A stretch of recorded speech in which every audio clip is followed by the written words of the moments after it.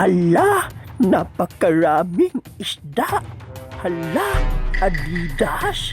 Pati kung ayong tusok, ubos ang isdang Adidas. Welcome back na naman mga apo sa panibago nating kwento. At eto nga, nalubugan natin na bawal. I-off lang muna natin ang kamera. Ito, may isdang pula mga apo. Pati kung ayan tinamaan natin. Tusok ang isdang pula. Napakasarap nito sa sabaw. At ito, hala, ano ito mga apo? Kahoy? Hawakan na natin. Huli ka, hala, isda pala. Napakalaking pagi naman nito mga apo.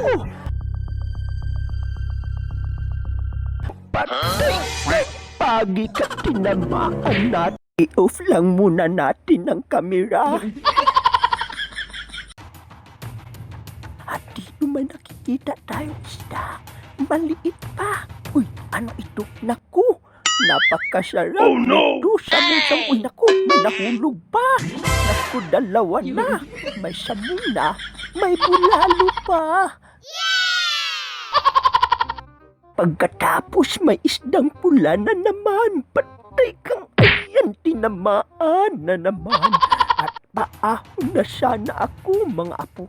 At may nakita akong malapad na isda. Ayan o, nakadikit. Uli ka. Ayan. Pangdagdag na.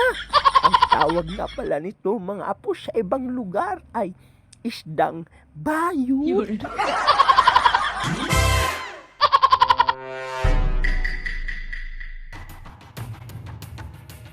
Muli na naman akong sumisid ng napakalalim.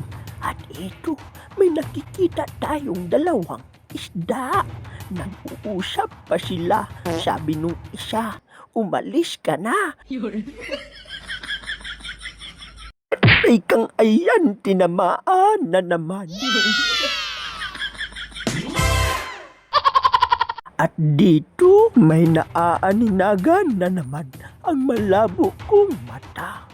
Hala, akala ko isda, butiti pala. Ito na lang mga apo, Adidas na isda. Patay tusok ang Adidas na isda. Apo Wingardon Villaguni from Cavite at Apo Tiyo Hayo. Wash out sa'yo.